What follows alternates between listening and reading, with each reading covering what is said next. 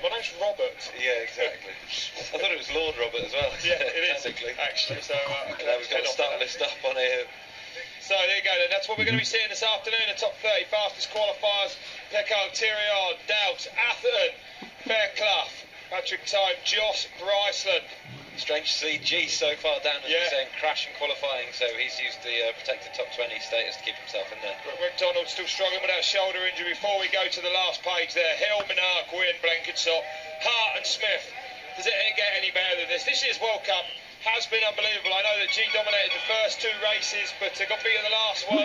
You know, and but only just for the last one, slipped down into second, and I think anyone would have been doing well to top Remy's run that weekend. He looked just like he had that one in the bag. He was just, well, he was either in the bag or it was way out of it. In the bag or in the hospital. He was pretty quick on the lower part of it. Yeah. So Mitch Ropolata then, riding for Specialised. Stood in for the injured Troy Brosnan last year. Troy, of course, not injured anymore. And now picked up a permanent place on the team. So having a good ride here on his way down. Great in that red and white kit. Look at that. Getting wild in the rock section. Nice couple of gap jumps over there. Really able to carry the speed too. Impressive riding from Mitch. So 12th at split number 1. 63 kilometres an hour through the speed trap. He's going to come out now and he's going to come up to that split number 2. So 5.6 back for him. Actually lost a little bit more time despite those heroic antics during the rock section there. Mitch Ropolata, one of the most stylish riders on the circuit, flicking it gently over that bridge there. Look how many people are here, Cunny. It's winding up nicely. This is, isn't it? All the way down the track as well. See Mitch over the finish line jump. Squashed that one a little bit, but he's outside the time by 6 seconds. 15th for him, 6.6 back for Mitch Ropolata from the USA. And already an indicator from Andrew Needham's time of 4:02 that the course is running a lot quicker. Stevie Smith took qualifying with a 4:05. It's going to be even faster, I think, this afternoon. No doubt about it, man. Well, this rider, the next rider, of course, is Bernard Kerr from the UK. And Bernard, not one for pedalling, but he'll enjoy this technical rock section he's heading into now. A great rider. Big results. Val de Sol, 12th this year. The steeper it gets, the faster it seems to go. Yeah, had an issue in qualifying at Fort William, and then 12th in Val de Sol, as you're saying, and then 24th in Valmore. You got a punch here, there you go. So you can hear it there, that flat back tyre of Bernard Kerr.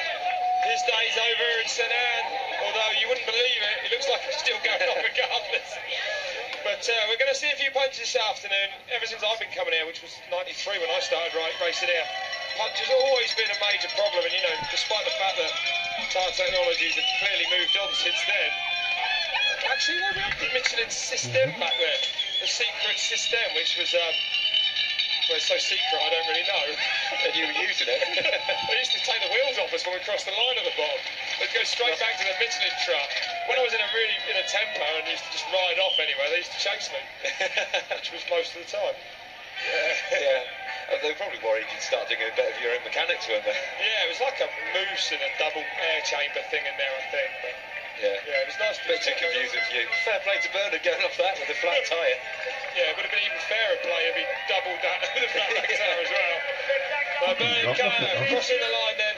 28 seconds back with that flat back tyre. That must have been scary going onto that big bridge thing. There's a bit of a turn on that right, and if that had slipped out, there's a fair old drop off it. Wouldn't have been ideal. So, Faustin Figueret, the French rider, top cycle by Trek. And really nice young lad, 19 years old, and he said coming into this season, he was just looking to qualify, really. That's all he was hoping for after a good winter's training. And now he said he's looking for top 20s. That's how well his season's going. He's had a 48th at the first round, and then the last 2 have been 19th and 14th. And you can see why he's just riding incredibly. Aggressively, absolutely. And his best World Cup in Andorra, result in Andorra with that 14th place. 2.3 back there, then split 2. 5th for him at the moment. He's lucky to make up that sort of time now between here and the bottom, but anything's possible. It's very tricky, this turn here, actually, so we might see some time made up between that last split. But I think there's going to be a big future for this lad at 19, able to do these sort of runs at the World Cup level. Incredible. France is back on it, you know.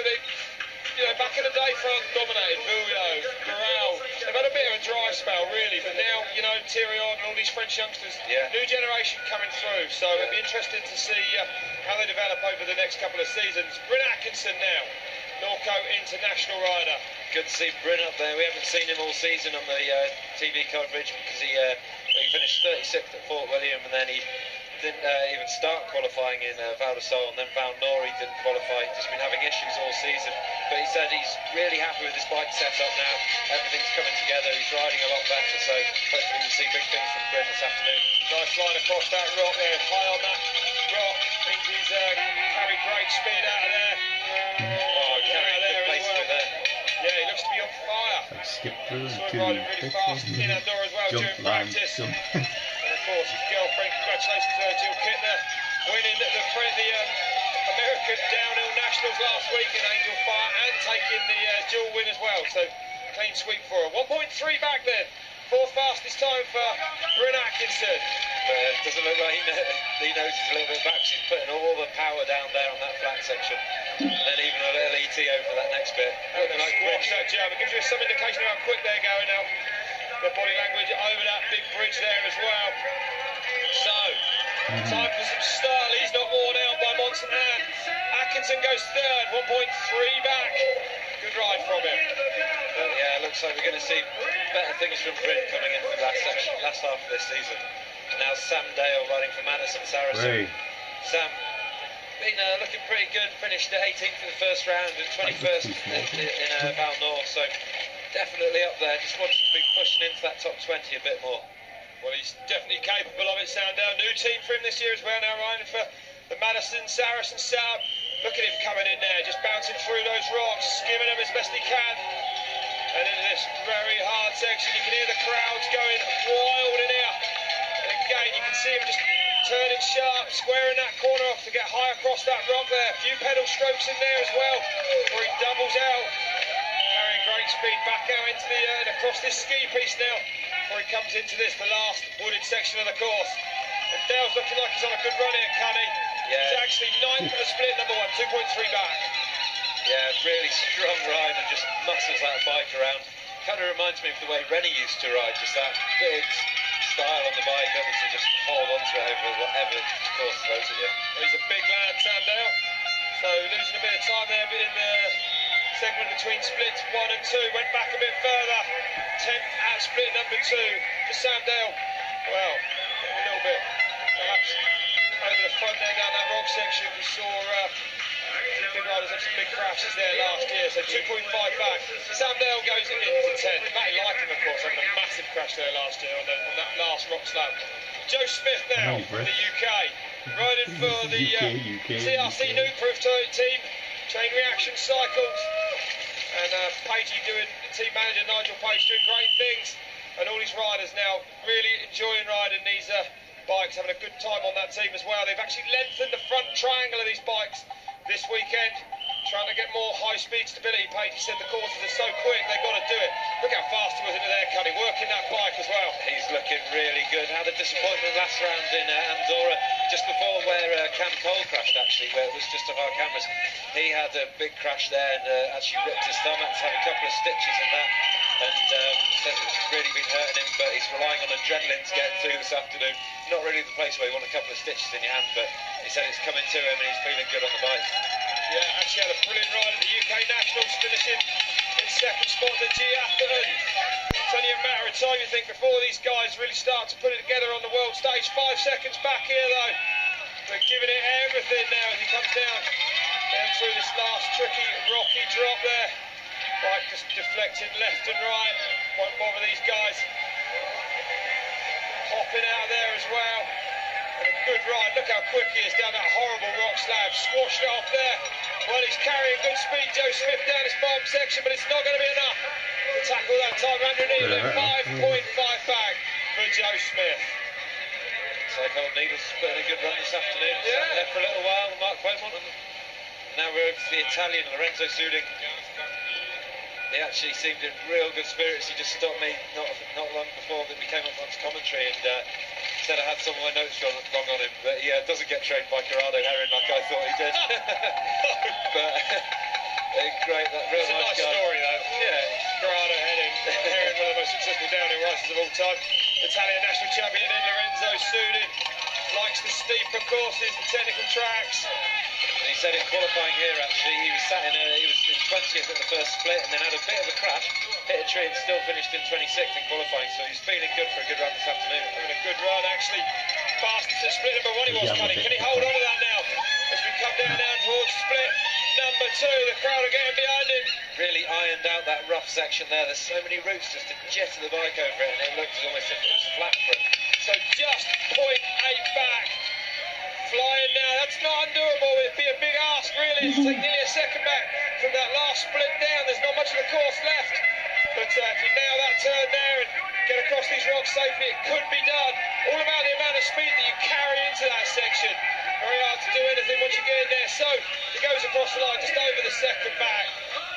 So a good run from him, but not enough today for Lorenzo Sudin, and it's Andrew Needland still in the hot seat. Robin Warner now from Sweden, Team W Racing, the Swede with speed. Robin Warner. Robin looking to step it up a bit this season. He's had a 35th, 66th and a 44th, so not really what he's been looking for. He's had faster qualifiers than his finals have shown. And well, second in Halfyard last year in the qualifier as well, so if you're looking forward to the race in the next round, actually in Halfyard, you're looking forward to that one. But an amazing rider.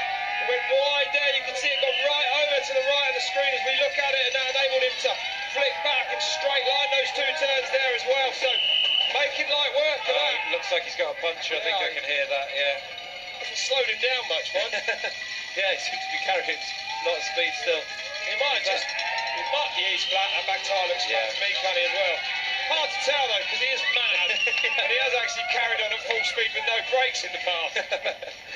So, look at that, he's only 3 seconds back. Oh, man. He's still giving it his all, look at him. A lot of riders will be giving up at that, but he's still getting the power down. That's a determined effort from Robin So he's Warner. still trying to pedal. But it's going to lose more time now up over this bridge, that's for sure. What a shame for it. If you're looking forward to the next race though, let me go to Halfyard. You can join us live for that one, of course. On in the middle of September, that race. Yeah, looks like we'll have a good couple of rounds to wrap up the season. Yeah, 14th and 15th of September. Make sure you join us for that. 10 seconds back for him then. What a flat back tyre.